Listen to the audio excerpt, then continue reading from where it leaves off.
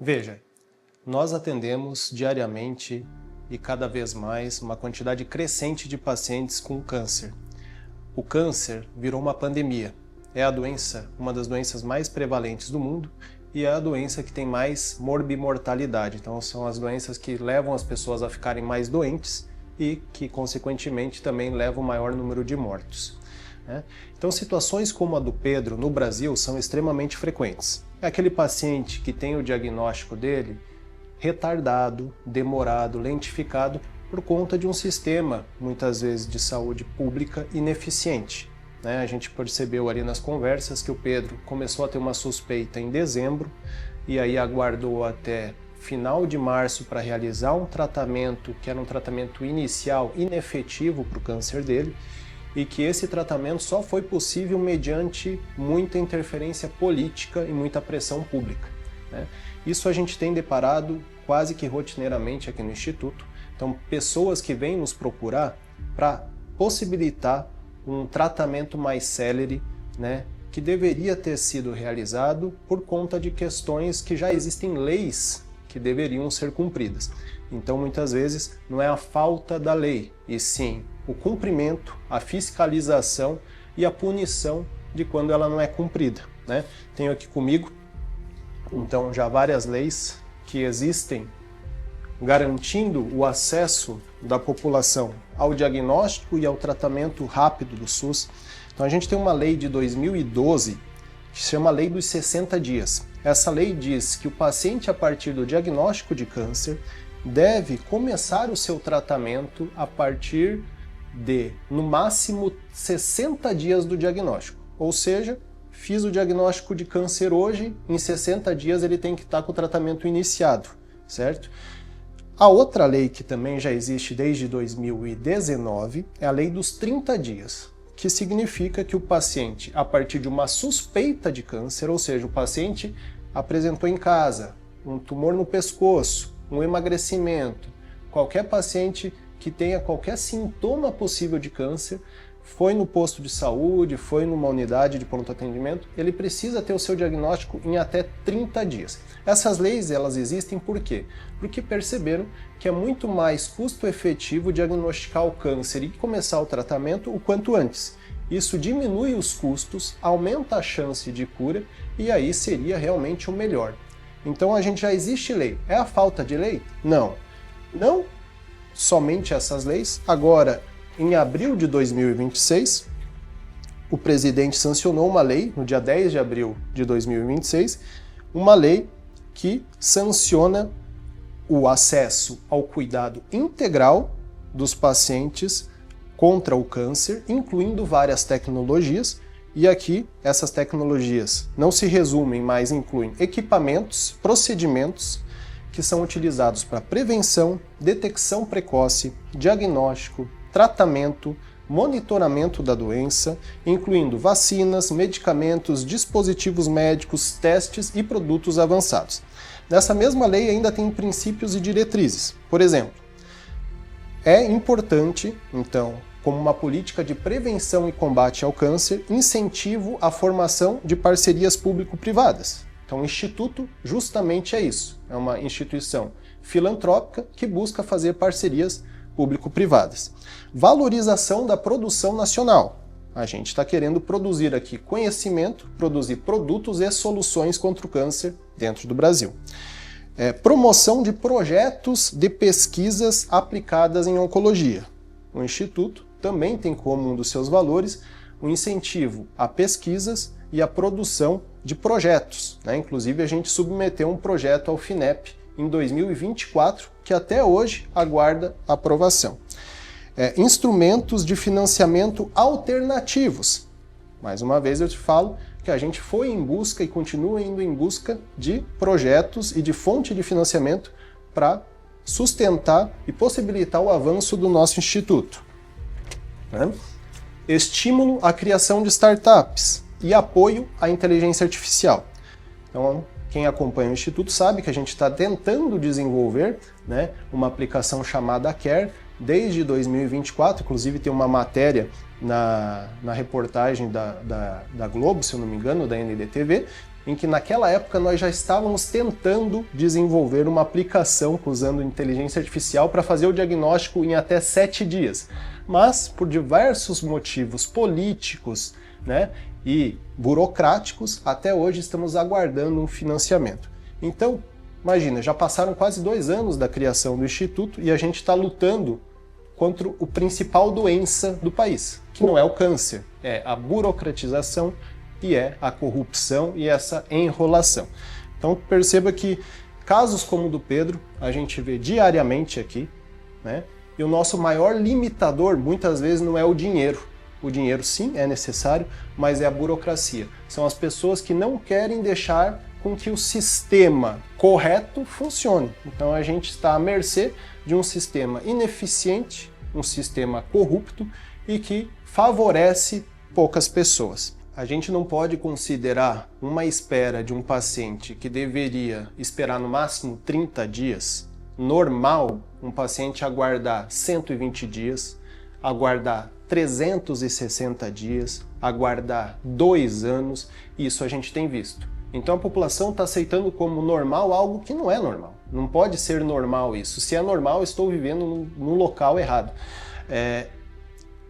Infelizmente, as leis que já existem para não considerar isso normal não têm sido cumpridas.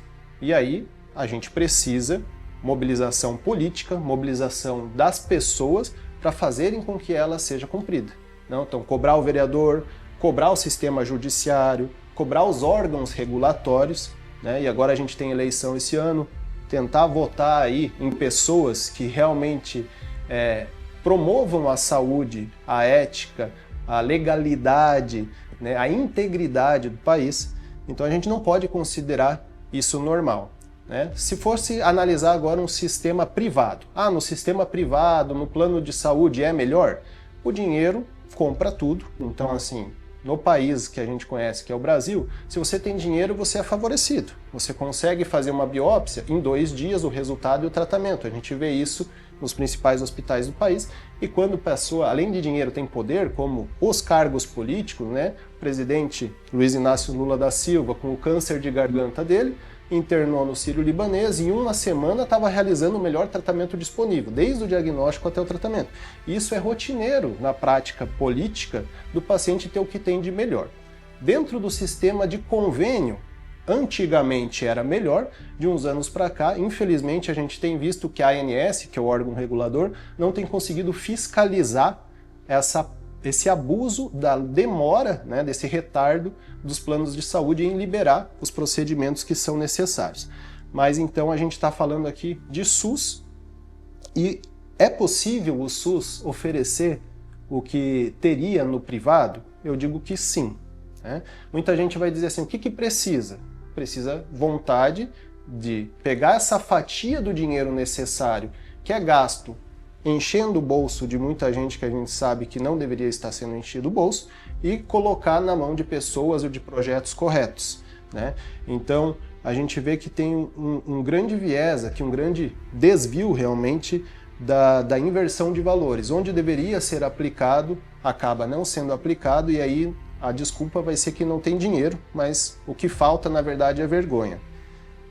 Como já falado anteriormente, a gente tem algumas leis que priorizam os casos de câncer no país. Já existem 2 leis, uma de 2012 e uma de 2019, que são as conhecidas como lei dos 30 e dos 60 dias. Ou seja, um paciente com uma suspeita de câncer hoje, ela deve ter o seu diagnóstico em até 30 dias por lei, não é eu que estou dizendo. Para ter lei, a gente sabe da dificuldade que é para surgir essa lei. Então, muito provavelmente teve um grande estudo aí que mostrou que essa lei era importante, tanto do ponto de vista de saúde quanto de custo-benefício. É uma lei que reduz o custo gasto público, porque quanto antes a gente fizer o diagnóstico, mais baratos os tratamentos e maior a chance de cura de um paciente. E a outra lei, que é dos 60 dias, é que do momento do diagnóstico até iniciar o tratamento, deveria ser no máximo em 60 dias, justamente para poder ter uma maior taxa de cura. Quanto antes iniciar o tratamento, tratamentos menos agressivos, menos custosos podem ser oferecidos, e aí tudo se resolve nessa situação da lei dos 30/60, que infelizmente não é cumprida. Todos os anos também tem leis novas sancionadas de combate à prevenção do câncer. Teve uma lei agora aprovada em abril desse ano também pelo presidente Lula, mas que serve somente para dizer o que deveria ser feito. O problema é que essa lei existe só para comunicar algo que não é cumprido. Devemos promover campanhas de prevenção, tecnologia, fomentos para instituições público-privadas. E a gente tem aqui na prática, na vida mesmo, que passou com o Instituto Sarar, que desde 2024 tentamos fomento público, fomento do governo, fomento de empresa, parceria público-privada, para realmente oferecer à população o que ela mais precisa, e até hoje a gente está a ver navios. Infelizmente, eu como presidente estou aqui já há 2 anos batendo nessa mesma tecla, mas a nossa batalha não terminou, a nossa guerra está apenas começando, e aí casos como o do Pedro, que a gente demonstrou agora, vão ser demonstrados cada vez mais, e aí a gente imagina e espera que a população em algum momento vai acordar, vai se revoltar e vai lutar, porque não adianta a gente esperar estar doente para lutar. O Pedro não consegue lutar por suas próprias forças, nós precisamos ajudar ele, e a maioria das pessoas chegam aqui nessa situação. Então eu, uma pessoa jovem ainda, graças a Deus, com saúde, com possibilidade e com a vocação, sou uma pessoa que vou estar à frente, uma pessoa que não vai aceitar corrupção, que não vai aceitar nada para nos bater de frente. A gente vai seguir o nosso propósito, o propósito do Instituto até o fim. Veja, perceba que o Pedro ele comentou que ele recebeu um medicamento.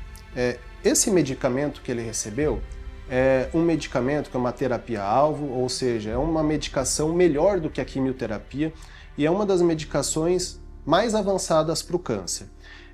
Hoje em dia, a gente tem muita tecnologia, muito novo medicamento, muita indústria farmacêutica com lançamento de produtos novos. Então o câncer ele deixou de ser uma doença catastrófica, letal, para ser uma doença crônica, uma doença que pode ter um bom controle, não cura, mas controle, com medicações, mas que essas medicações têm um alto custo. A gente está num país pobre, e esse país pobre ele tenta oferecer algo que é melhor do que nada, mas não é o melhor que existe. Felizmente, na saúde privada, a gente tem o que seria melhor para o Pedro, que seria uma combinação de uma imunoterapia com uma terapia-alvo, então são 2 medicações, mas que o conjunto delas sairia mais ou menos uns 60 mil por mês, e aí não se conseguiu essa medicação nos órgãos públicos, porque eles fizeram uma conta que isso seria impagável. Mas se a gente levantar aí o banco de dados de quantos pacientes realmente precisariam desse tratamento, a gente vai ver que seria muito custo-benéfico, seria mais vantajoso pagar isso para o paciente, principalmente para paciente com uma condição do Pedro, que é um paciente jovem, que está na labuta, está produzindo ainda, é uma pessoa que quer trabalhar, então pessoas assim deveriam e mereceriam ter esse tratamento, que é muito mais barato do ponto de vista de saúde pública, mais uma vez, e a gente tem dinheiro sobrando que são desviados aí dos cofres públicos, como todo mundo sabe no Brasil. Então não tem essa argumentação de que falta dinheiro. Falta estudo para ver onde é melhor redirecionar esse dinheiro. Para o Pedro seria, na minha opinião, com certeza. Para um paciente de 85 anos, 90, aí a gente precisaria rediscutir. Mas a falta de dinheiro não me convence. Como eu falei, falta vergonha, falta planejamento e falta capacidade intelectual. O Pedro poderia ter um fluxo ideal aqui dentro do Instituto, que a gente precisou mostrar o fluxo dele na vida real. Então ele falou tudo aquilo que ele passou em todas as suas etapas, desde a consulta de dezembro, a marcação de uma nova consulta que ficou para o final de janeiro, a marcação de uma cirurgia que veio final de março por conta de muita pressão popular, muito sangramento, muito risco de vida. Depois da consulta ele ficou meio abandonado, não sabendo o que ia acontecer, até que em maio ele caiu num outro hospital, que aí começaram um dos tratamentos indicados para ele, que seriam 2. Em dezembro, ele poderia, já na primeira suspeita, que ele já foi para um hospital de oncologia, ter feito sim o diagnóstico lá em dezembro, iniciado o tratamento em janeiro. E esse tratamento, idealmente, teria que ser com as 2 medicações. Pessoas no sistema privado que fizessem isso, provavelmente, como eu citei aqui, o caso do presidente Lula, ele muito provavelmente não precisaria ter tirado o rim, não teria passado por todos esses empecilhos e problemas e complicações que ele teve de dor, de sangramento, de anemia, de risco de vida. Então o caso ideal para o Pedro seria o que a gente quer fazer aqui no Instituto. O paciente chegou, a gente permitir que ele tenha o diagnóstico em até 7 dias, não é nem os 30 que a lei exige, a gente gostaria de ter em até 7 dias, e o tratamento em até 30 dias. Né? Então imagine que o Pedro chegasse aqui em dezembro, fizéssemos o diagnóstico dele, em 2 semanas ele começasse com exatamente essa medicação. Pensas que foram quase 6 meses de luta, de briga, que ele teve risco de vida, que ele estava gastando, porque ele foi no hospital mais 4, 5 vezes, né? E agora ele ainda está fazendo um tratamento médio, e para ele ter esse direito ao tratamento melhor, a gente vai ter que entrar na justiça. Como é que um paciente debilitado como ele, que já sofreu todo esse tempo, vai ter ainda condição física e psíquica para enfrentar a justiça? Então o Instituto, mais uma vez, vai oferecer para ele todo o apoio que ele precisa, seja psicológico, seja médico, e principalmente agora um sistema jurídico. Então a gente vai oferecer 2 advogados para ele, um advogado para ele entrar na justiça para o afastamento, para a aposentadoria dele, porque ele nesse momento não tem condições de trabalhar, e um advogado para entrar na justiça pleiteando a medicação que seria a melhor indicada para ele. Sabemos que o sistema judiciário vai, mais uma vez, ser retardado, né, no sentido de demorado, então também vamos utilizar o caso do Pedro aí para propagar nas mídias, nas redes sociais, divulgar, criar campanhas para que o caso dele não seja só mais um, seja o primeiro de muitos outros que vão ser induzidos aqui pelo Instituto, mas que em algum momento a gente possa marcar reuniões, discutir saúde, discutir política pública para, uma vez por todas, solucionar essa e todas as outras questões que já existem em leis e a lei não estão sendo cumpridas. Eu sou uma pessoa que a vida toda foi muito idealista. Na minha cabeça, toda a programação, todo o fluxo de um paciente com câncer está muito bem desenhado na minha mente. Para eu poder passar o que está na minha mente para a prática, a gente precisa de apoio. A gente precisa de apoio. Muitas vezes nem precisa ser financeiro, um apoio popular, um apoio político que é necessário para fazer com que a lei que já existe seja cumprida, apoio político para algumas leis que ainda não existem, para que elas possam ser cumpridas, apoio judiciário, porque se já tem uma lei, já existe uma ordem judicial, essa ordem judicial precisa ser cumprida e precisamos ter as punições para os casos que não são cumpridas. Então o Instituto Sarar, ele existe para resolver o problema da população. E não é a população apenas carente. A carente, ela tem mais problemas, ela tem menos pessoas ao redor dela para lutar por ela, mas o sistema de saúde, ele compromete todas as pessoas, desde a classe A até a classe E. Então o Instituto Sarar está aqui para todas, para oferecer desde o início uma atenção, um cuidado integral, uma orientação médica, uma orientação jurídica, disponibilizamos de inteligência artificial, de startups, de pessoas. Então o objetivo do Instituto Sarar hoje é o quê? Primeiro, ser reconhecido estadual, ser reconhecido nacional e, não, porque não sonha alto, ter um reconhecimento mundial de uma instituição séria de como deveria ser a saúde em todo o país. É um instituto que é replicável, nós poderíamos replicar esse instituto nas principais cidades do país, pelo menos, por que não depois nas cidades que são secundárias, mas sim, é possível replicar isso. Né? E eu não vejo nenhum outro modelo que seja melhor do que a gente está tentando fazer aqui, então precisamos desse apoio, precisamos de parceiro, conto com a promoção desses nossos vídeos, dessas nossas campanhas. A gente não vai parar por aqui, é apenas o começo, é apenas o primeiro. Gostaria também de deixar um agradecimento especial a todos os associados, colaboradores, patrocinadores, meus familiares, todas as pessoas que sem elas eu não estaria resistindo a tudo isso que eu estou resistindo, e primeiramente a Deus, que é a pessoa, o maior, o nosso entusiasta do que a gente está fazendo aqui, a pessoa que me vocacionou para que essa vontade dele seja feita. É isso. Muito bom.